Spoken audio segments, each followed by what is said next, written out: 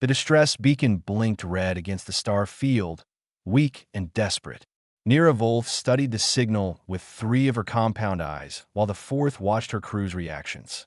Her chitinous fingers clicked against the console as she processed what the scanner was telling her about a human child. Alive. On Virtus 9. That last part made her stomach acids churn. Virtus 9 was rated as a Category 8 death world.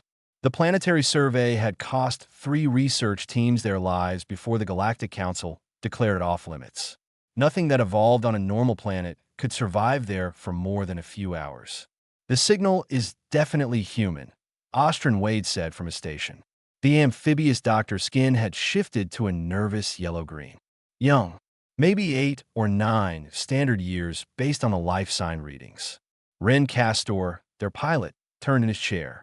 His reptilian face showed the scales around his eyes tightening with concern.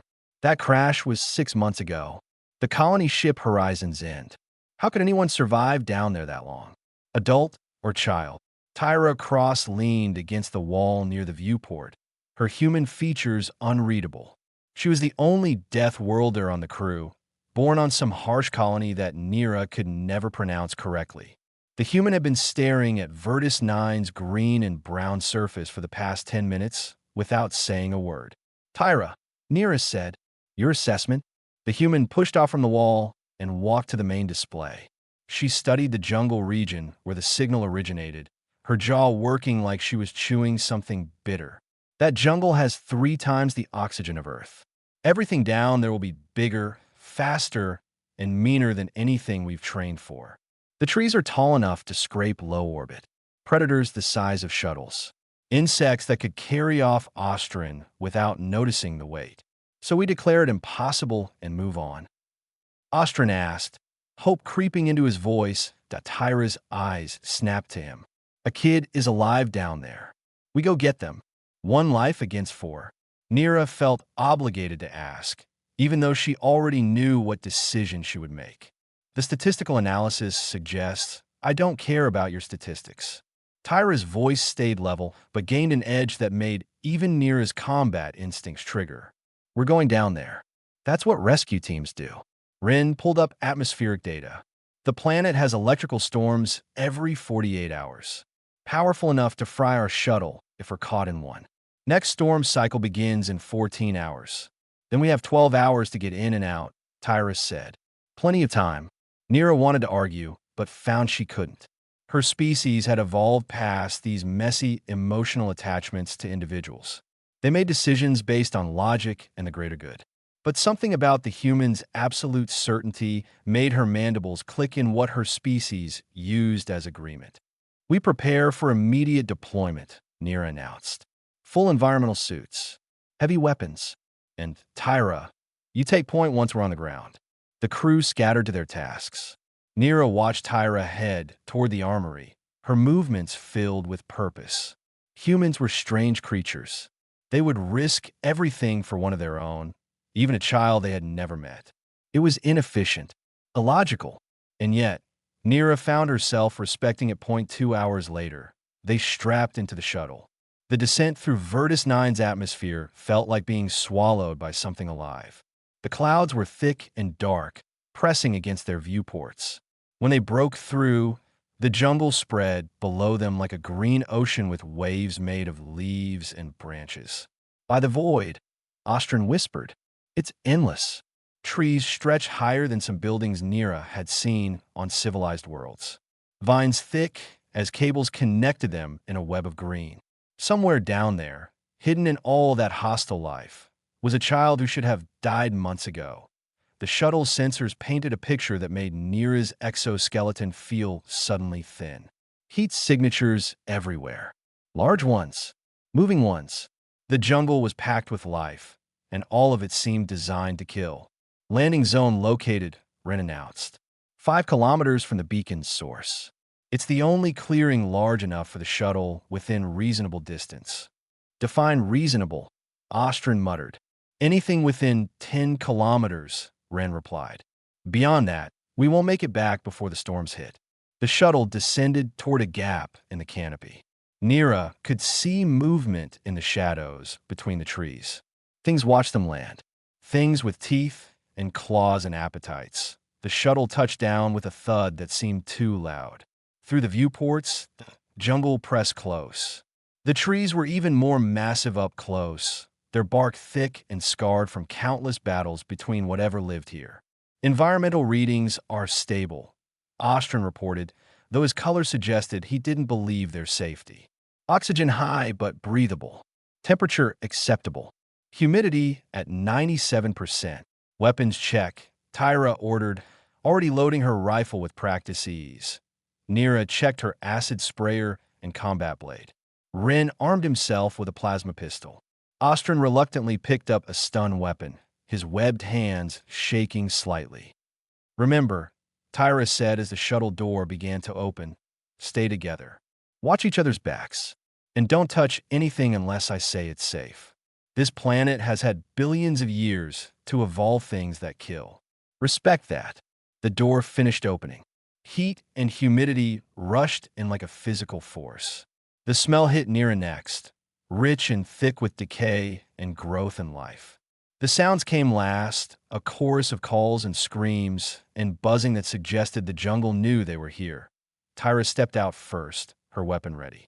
Nira followed, feeling her combat training kick in despite her fear. Ren and Ostrin came last, staying close together.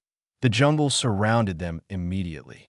Nira's suit sensors screamed warnings about toxic plants, aggressive insects, and heat signatures moving through the undergrowth. This wasn't just a dangerous environment. This was a death world showing them exactly why it earned that name. Beacon is northeast, Ren said, checking his scanner. 5.2 kilometers. Then we move, Tyrus said. And we move fast. Clock's already ticking. They headed into the green hell, leaving their shuttle behind.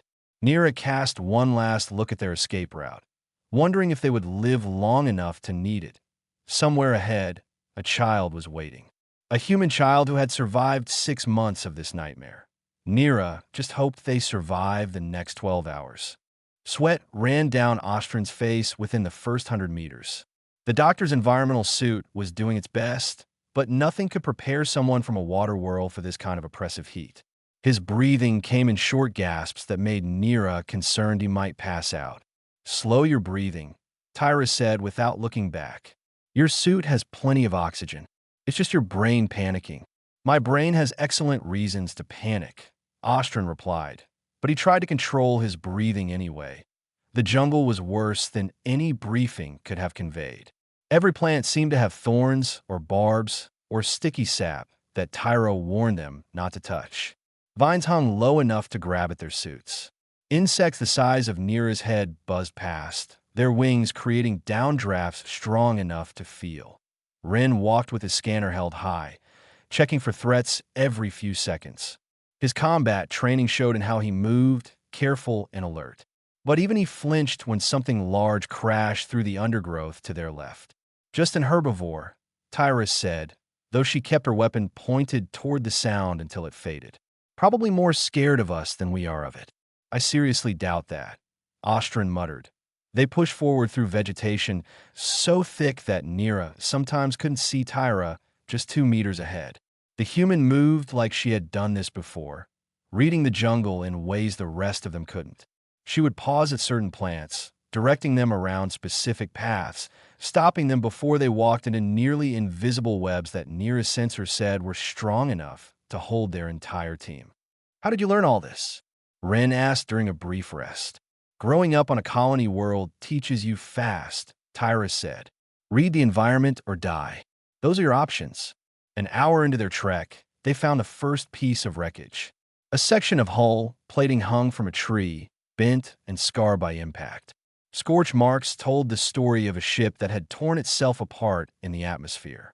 The crash site should be close, Ren said, checking his data.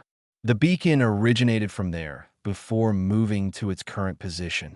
They found it 20 minutes later. The remains of Horizon's End were scattered across 200 meters of jungle floor. The main hull had split open like rotten fruit, its insides exposed to the elements and scavengers. Plants had already begun reclaiming the metal, vines crawling through broken viewports and corridor sections. Tyra held up her fist, the signal to stop. She approached the wreckage carefully, weapon ready. Nira followed, her combat instincts screaming that this place felt wrong. The crew had tried to survive. That much was obvious. Someone had set up a camp using emergency supplies. Shelters made from survival blankets. A water reclamation unit. Medical supplies scattered and used. Food packets torn open. But there were also signs of what went wrong. Claw marks on the shelter walls. Bloodstains that the rain hadn't fully washed away. A shallow grave marker with 23 names scratched into a piece of metal. 23 survived the initial crash, Nira said quietly, reading the names. None of them made it. One did, Tyra replied. She pointed to a set of small footprints leading away from the camp. Child-sized. Recent, maybe 3 days old. Ostrin examined the medical supplies. They faced disease. Infections from the local bacteria. Some of these medications suggest they were fighting losing battles against things their immune systems had never encountered. And the predators, Ren added, pointing to the claw marks. They were under constant attack. Nira studied the scene, trying to understand. 23 adults, probably with survival training and proper equipment, had died here. Yet one child had walked away and was still alive months later. The mathematics didn't work. Look at this, Tyra called from the far side of the wreckage. The team gathered around her. She was crouched near a damaged cargo container, its door torn open from the inside. This was the biological samples container. They were bringing Earth animals to study how they'd adapt to colony worlds. What kind of animals? Nira asked. According to the manifest data still readable here, Tyra's face went pale. They had various species. Most of the containers are empty now. Animals escaped or died. But this one, she pointed to a specific container labeled in human writing. This one held a honey badger. What's a honey badger? Ostrin asked. Tyra stood up, her expression somewhere between respect and fear. It's a creature from Earth. Small, maybe 10 kilograms. Lives in Africa. And it's absolutely insane. Insane how? Ren pressed. Honey badgers don't understand fear, Tyra explained. They fight lions. They eat venomous snakes for fun. Their skin is so thick that most predator bites and claws can't penetrate it. They're resistant to venom that would kill a human in minutes. And they never, ever give up. Ever. Nira felt her stomach acid churn again. And one is loose on a planet where everything is already trying to kill everything else. With oxygen levels this high, it will be even more aggressive, Tyra said. Stronger. Faster. And now it's had 6 months to adapt to this environment. They found the proof 50 meters from the wreckage. A predator lay dead in a small clearing, its body already being consumed by scavengers. The creature was massive, easily 3 times Nira's size, with claws like knives and armored scales. Its throat had been torn out. But the wounds were wrong. They came from something much smaller than any predator that could threaten such a beast. These bite marks, Ostrin examined them carefully, are from something with a jaw maybe this wide. He held his hands about 20 centimeters apart. How could something that small kill something this large? Because it's a honey badger, Tyra said grimly. Size doesn't matter to them. They just attack until they win or die. And they don't die easy. They found more bodies as they followed the child's trail. Venomous serpents with crushed skulls. A pack of smaller predators that had clearly been fought off. Insects the size of dogs that had been torn apart. All killed by something small and relentless. The child and this badger are traveling together, Ren observed, studying the tracks. The footprints show they're staying close. A human child and a honey badger, Nira said slowly. Both from a death world. Both refusing to die on an even worse death world. That's the most human thing I've ever heard, Tyra said with a slight smile. Find the most dangerous animal on your planet, make friends with it, and then take on an even more dangerous planet together. Thunder rumbled in the distance. The first sign of the approaching storm. We need to move, Ren urged. Beacon is still 3 kilometers northeast. We have maybe 9 hours left. They pressed on, following the trail of destruction left by a child and her companion. Nira found herself both impressed and terrified. If they did find this child alive, what kind of person would she be after 6 months of surviving alongside a creature that knew no fear? The jungle grew darker as they traveled, and in that darkness, Nira heard something that made her freeze at a child's laughter. Brief and distant, but unmistakable, followed by a low, rumbling growl that promised violence. The tracks told a story that shouldn't be possible. Fresh digging everywhere, holes torn into the earth like something was hunting for prey underground. Marks on trees showed where something had climbed up and down, searching for food or safety. The pattern was methodical, intelligent even. Tyra knelt beside one of the digging sites, her expression grim. This is definitely a honey badger's work. They dig for food naturally, but look at the size of these holes. On Earth, they'd be maybe half this deep. The higher oxygen is making it stronger. How much stronger? Nira asked, though she wasn't sure she wanted the answer. Hard to say. Maybe twice as strong? 3 times? And that's not counting what 6 months of fighting for survival on this planet has taught it. Tyra stood, brushing dirt from her gloves. On Earth, honey badgers are already considered one of the most fearless animals. Here, with everything trying to kill it, it's probably evolved into something even more dangerous. Ostrom pointed ahead with a shaking hand. What about that? Another dead predator lay, sprawled across the path. This one was different from the others they had seen. It had been recent, killed within the last few hours based on how fresh the blood was. The creature was built like something between a bear and a lizard, covered in thick scales that should have been natural armor. Should have been. The scales around its throat were torn through like paper. Rin scanned it with his equipment. Whatever killed this used its claws and teeth. The wounds suggest something climbed up its body, avoiding the defensive strikes, and went straight for the vulnerable areas. Classic honey badger tactics, Tyra confirmed.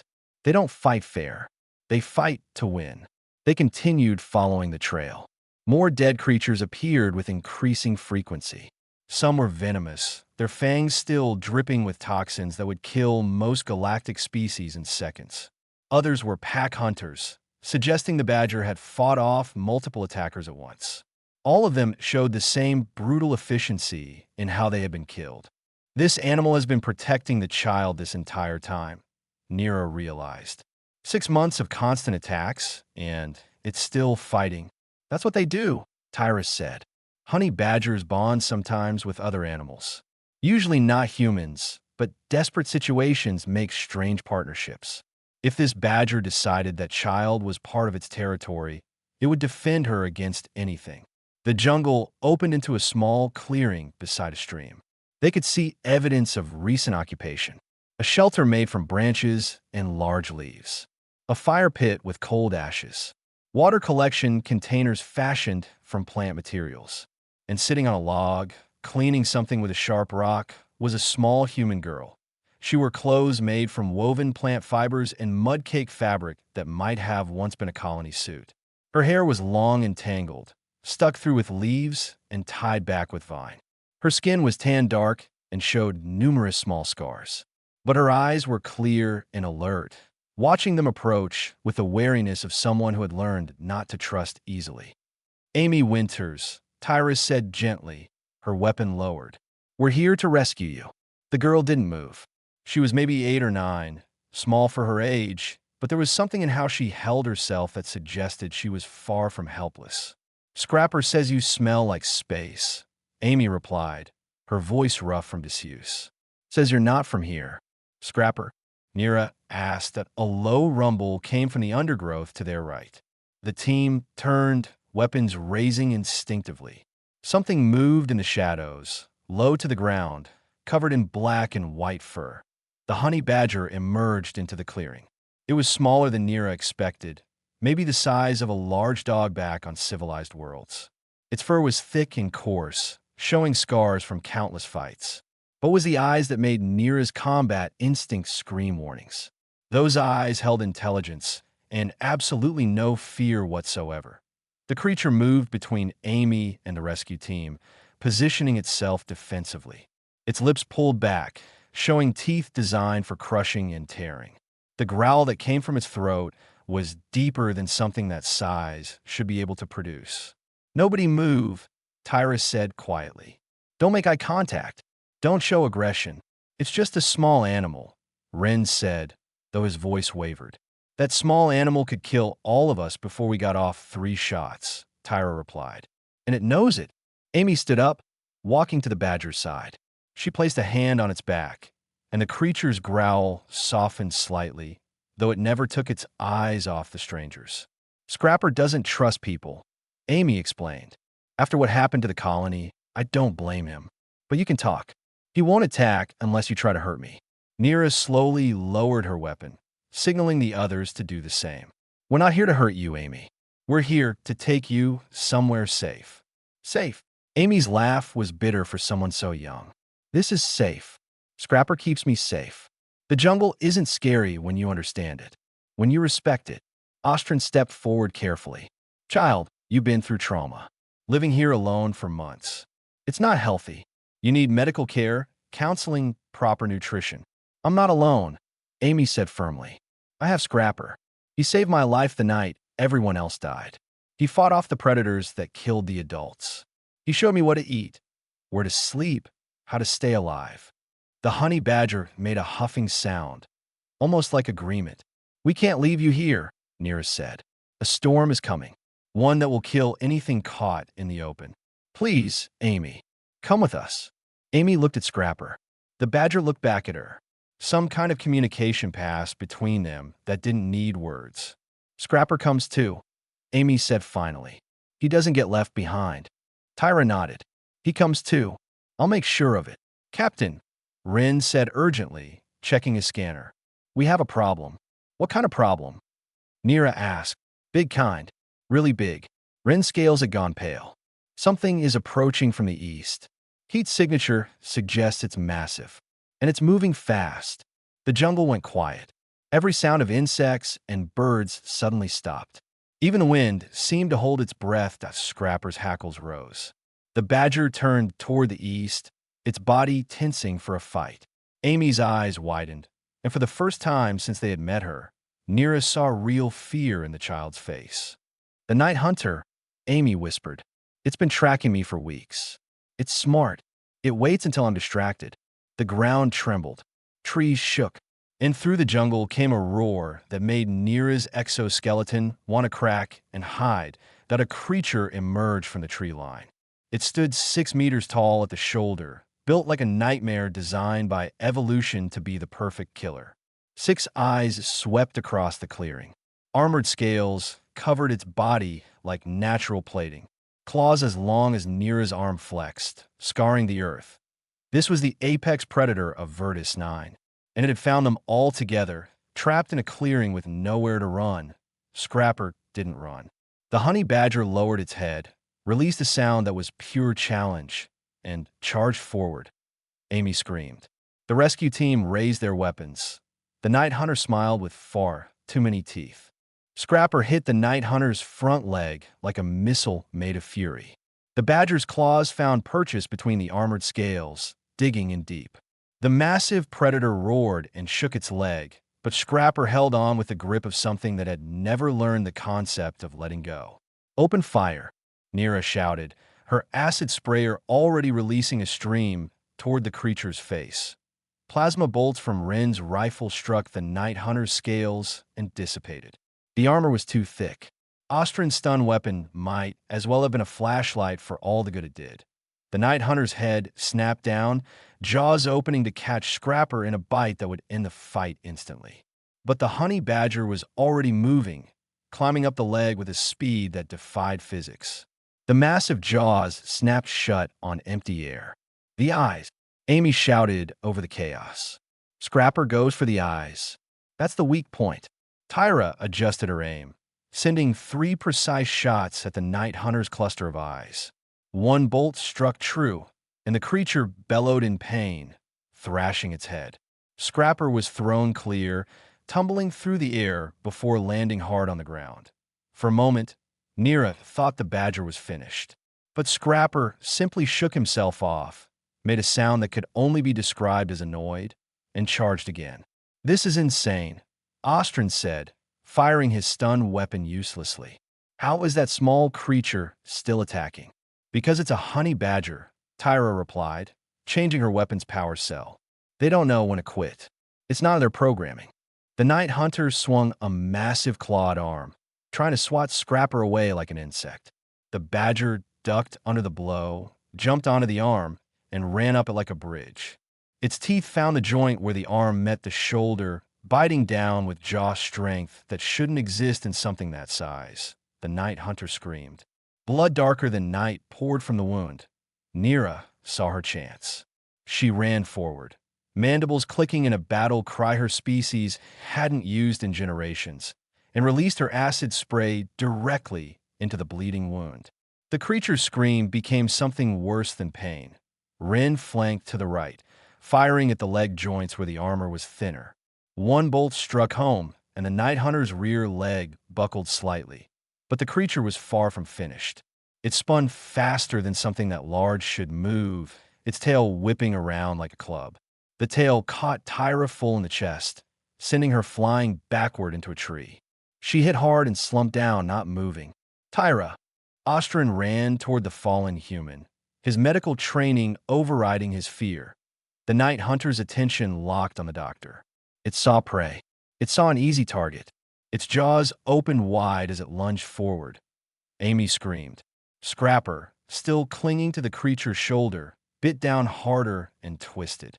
The badger's thick skin protected it from the Night Hunter's attempt to scrape it off against a tree. Nira jumped on the creature's back, using her climbing limbs to scale up toward its head.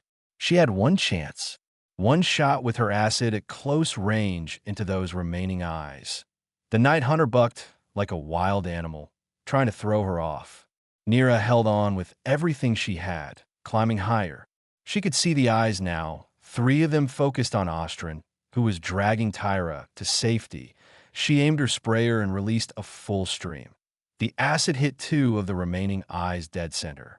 The Night Hunter's scream shook the trees. It reared up on its hind legs, thrashing blindly. Nira lost her grip and fell, hitting the ground hard enough to crack part of her exoskeleton. Pain shot through her, but she forced herself to move. The Night Hunter was mostly blind now, raging in agony and fury. But it was still deadly, its claws and tail swinging wildly. Scrapper hadn't stopped. The honey badger had worked its way up to the creature's neck, its teeth seeking the vital blood vessels that every living thing needed. The Night Hunter tried to bite at its own neck, tried to reach the small attacker with its claws, but Scrapper was in the one place it couldn't reach. Amy ran forward with a spear made from a sharpened branch. She was crying, but her face showed determination that Nira had only seen in trained soldiers. No. Ostrin shouted, but the girl didn't listen. She thrust the spear up under the Night Hunter's jaw, into the soft tissue under its mouth. The spear wasn't strong enough to kill, but it was enough to make the creature lower its head in pain. Rin saw the opening. He switched his plasma rifle to maximum charge, aiming for the exposed throat that Amy's attack had revealed. "Everyone down," he shouted. Nira dropped flat. Amy dove to the side. Scrapper, somehow understanding the danger, released his grip and fell away from the Night Hunter's neck. Ren fired. The plasma bolt struck the Night Hunter's throat at full power, burning through scale and flesh. The creature staggered, blood pouring from the wound. It tried to roar, but only managed a wet gurgle. The massive predator took one step forward, then another. Its legs gave out. It crashed to the ground like a falling building, shaking the entire clearing. Then it stopped moving. Silence filled the jungle. Even the constant insect sound seemed to have paused in respect or shock. Scrapper stood up, shook himself off, and walked calmly over to Amy. The girl dropped to her knees and hugged the badger, sobbing into his fur. The animal allowed it, making soft huffing sounds that might have been comfort. Ostrin was working on Tyra, his medical scanner beeping urgently. "She's alive.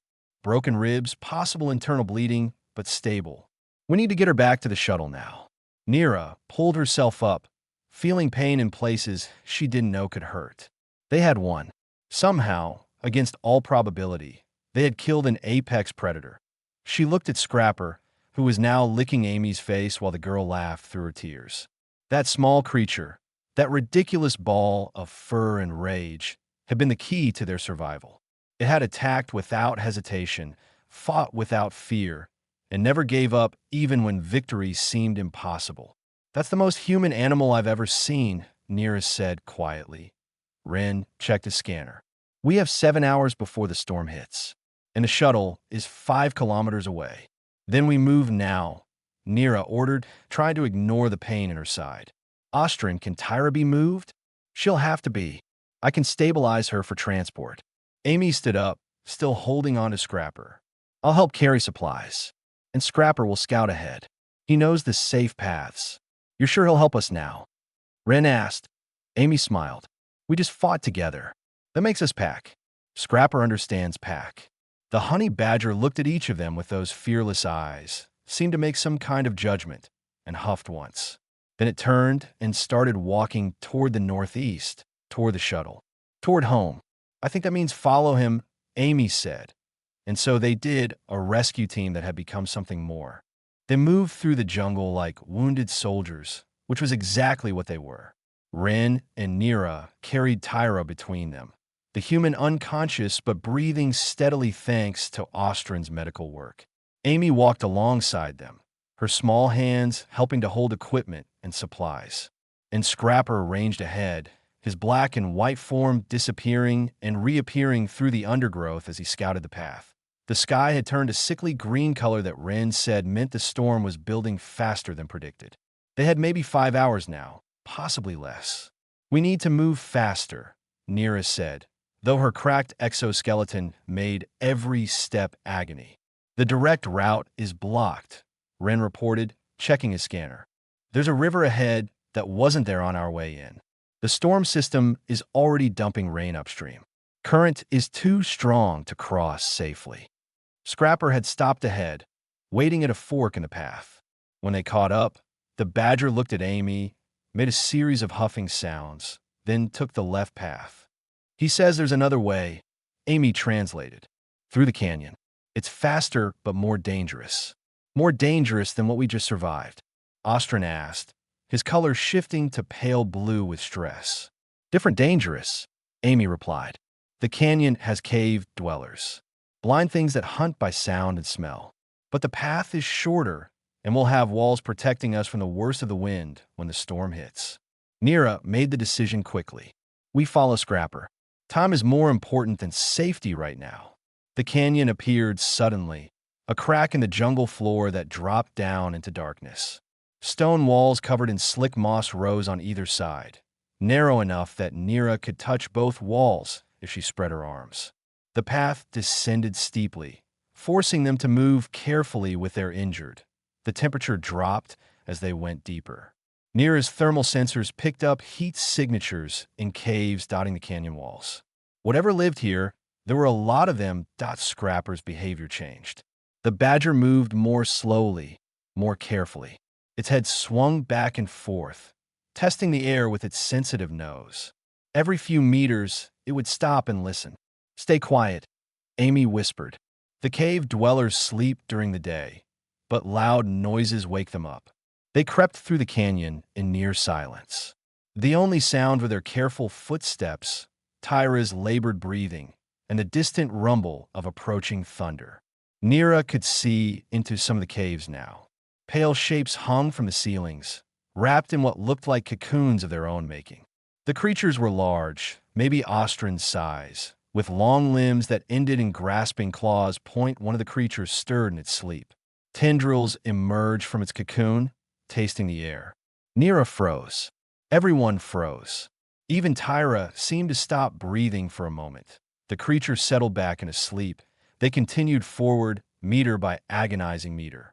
The canyon seemed endless, stretching on into darkness. Ren's scanner showed they were making good progress, but his hands shook as he checked the storm's advancement, that a piece of loose stone shifted under Ostrin's foot. The sound echoed through the canyon like a gunshot. Every cave dweller woke up at once. The creatures emerged from their cocoons with screeches that hurt Neera's auditory sensors. They were worse than she had imagined, with eyeless faces that were mostly mouth. Tentacles writhed from their bodies, seeking prey through touch and scent. Run! Nira shouted, abandoning stealth for speed. They ran through the canyon, carrying Tyra as carefully as they could while still moving fast. The cave dwellers poured from their homes like water from broken containers, their tentacles reaching, their mouths opening to reveal rotating rings of teeth. Scrapper went berserk. The honey badger attacked anything that came close, his teeth and claws finding soft flesh with brutal precision. A cave dweller grabbed at Amy, and Scrapper tore its tentacle off before it could pull her in. Another tried to drop from above, and the badger jumped up and caught it in midair, dragging it down and tearing into its throat. Rin fired his plasma rifle with one hand while supporting Tyra with the other. The bolts illuminated the canyon in flashes of blue light, showing more creatures than they could possibly fight. Ostrin used his medical supplies as weapons, throwing containers of caustic cleaning solutions that burned the cave dwellers' sensitive skin. It wasn't much, but it bought them seconds they desperately needed. Nira released acid in wide sprays, trying to create a barrier between them and their pursuers. Her reserves were running low, but she didn't stop. Couldn't stop. Amy ran beside them, her child's legs pumping with fear and determination. She clutched a sharp rock in one hand and a stick in the other, ready to fight if any creature got past Scrapper. The canyon path rose ahead, daylight visible at the top. So close. They just had to make it another 100 meters that a cave dweller dropped directly in front of them, blocking the path. Its tentacles spread wide, its mouth opening in challenge. Scrapper didn't slow down. The badger hit the creature like a furry cannonball, latching onto its face and biting down with everything it had. The cave dweller thrashed, trying to throw the badger off, but Scrapper held on with the same relentless grip he had used on the night hunter. The team ran past while the creature was distracted. Nira looked back and saw Scrapper still fighting, surrounded by more cave dwellers closing in. "Scrapper!" Amy screamed, trying to turn back. Nira grabbed the girl. "Keep moving. He can take care of himself." They burst out of the canyon into daylight just as the first raindrops began to fall. Behind them, the cave dwellers' screeches echoed from the darkness. But none of them emerged into the light. They retreated back into their caves, abandoning the hunt. Moments later, Scrapper appeared at the canyon entrance. He was covered in pale blood and ichor, his fur matted and torn in places.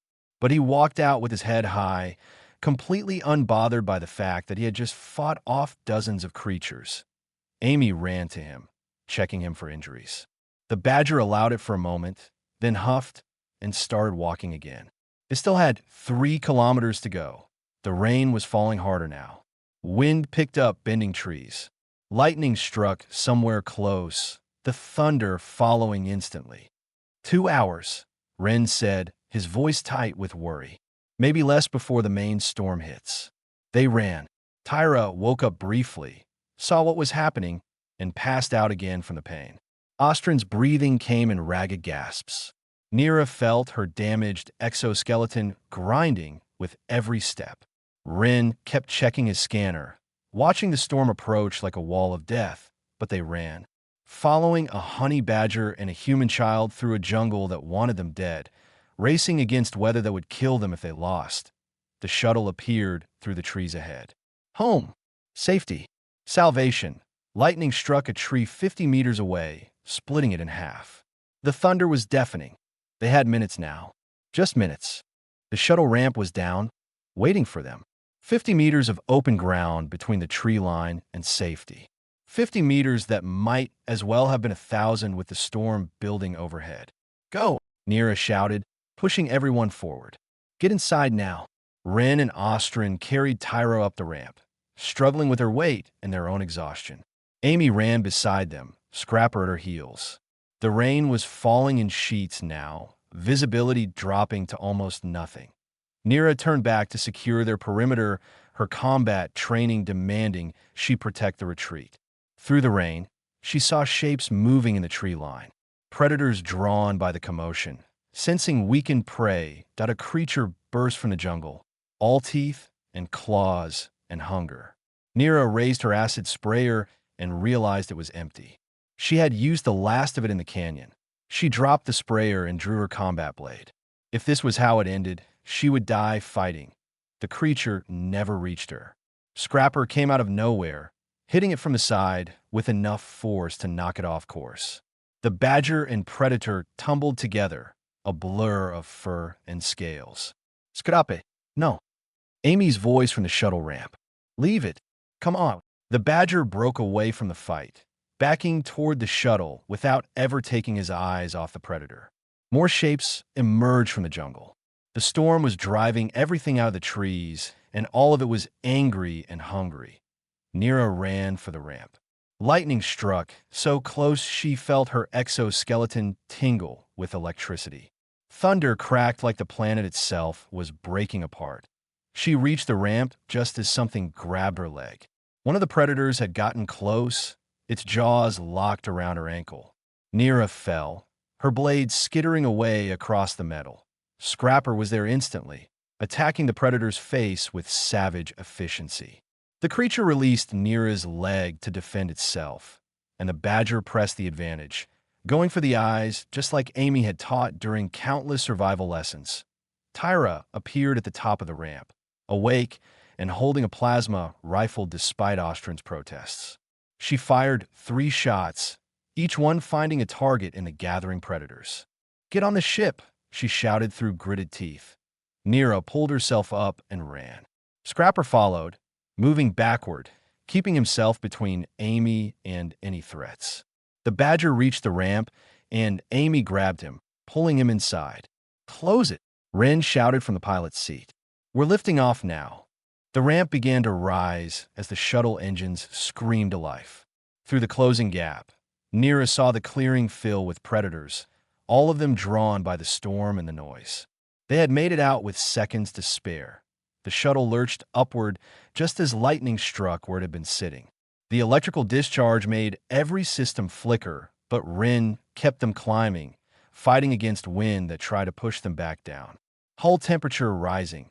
Ostrin called out, "Monitoring systems. The lightning is attracted to the metal." "I know." Rin's claws danced across the controls.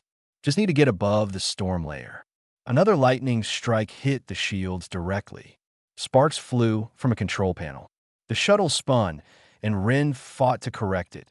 Nira pulled herself into a seat, strapping in tight. Amy held Scrapper close, the badger allowing himself to be held for the first time since they had met him. Even the fearless animal seemed to understand they were in danger beyond teeth and claws. Tyra collapsed into a seat next to them, her face gray with pain, but her eyes alert. "Nice pet you got there, kid." "He's not a pet," Amy said firmly. "He's family." "Yeah." Tyra smiled despite her obvious agony. "I can see that." The shuttle broke through the storm clouds into clear space. Below them, Virtus 9's entire southern continent was lit up with electrical fire, a web of lightning that would have killed them all if they had stayed even 5 more minutes. "We made it," Ostrin whispered, as if saying it too loud might make it untrue. "We actually made it." Rin set course for Sentinel-7, and the station appeared on sensors, solid and real and safe. The crew allowed themselves to breathe in the medical bay. Ostrin worked on Tyra's injuries while the others cleaned up. Nira's exoskeleton would need professional repair, but she would survive. Ren had bruises and cuts, but nothing serious. Amy was remarkably healthy considering her ordeal, though Ostrin insisted on complete examinations. Scrapper allowed the doctor to check him over once Amy assured the badger it was okay. The honey badger had injuries that would have crippled most creatures, but he barely seemed to notice them. Ostrin's scanner showed the animal had been bitten by venomous creatures at least a dozen times.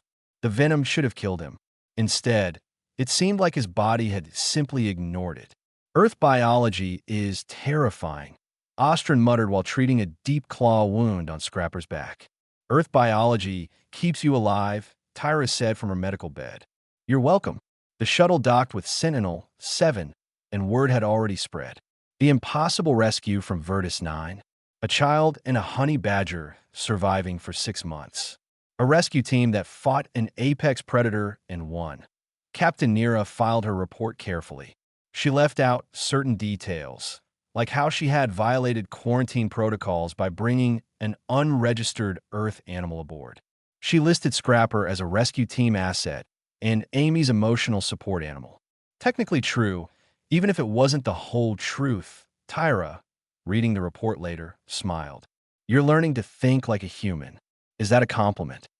Nira asked. On a death world, it's the highest compliment there is. Amy was reunited with distant relatives who worked on the station, but she visited the rescue crew every day, always with Scrapper.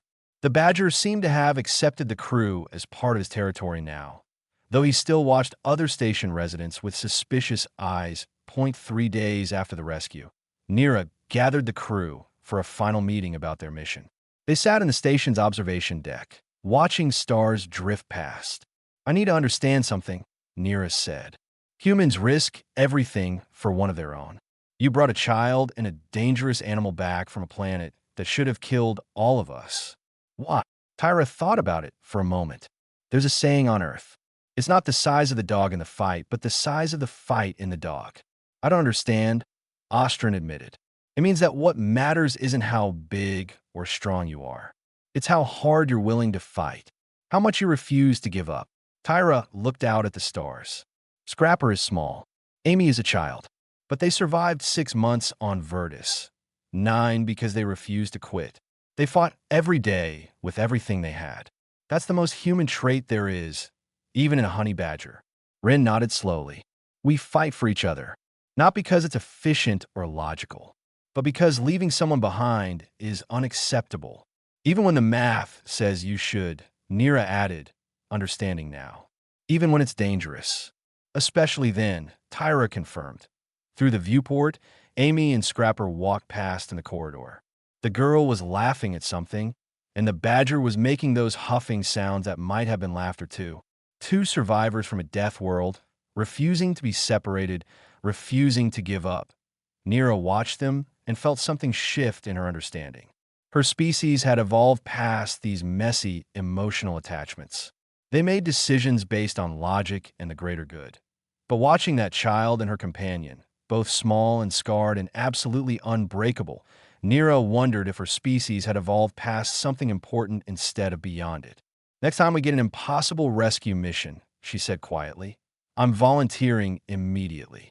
Tyra smiled. Welcome to the human way of thinking, Captain. Is it always this painful? Usually worse, but also better. You'll see. In the corridor, Scrapper looked back at them through the viewport. Those fearless eyes met Nira's, and for a moment, she understood. Size didn't matter. Species didn't matter. What mattered was refusing to back down, refusing to leave anyone behind, and fighting for what was right even when the odds said you should run. The honey badger turned away, following Amy deeper into the station. Small, scarred, unstoppable, just like the humans who had raised him, just like the crew that had learned from both of them. And somewhere on Virtus 9, the jungle continued its endless cycle of life and death, unaware that it had taught the galaxy an important lesson about what it meant to survive with honor.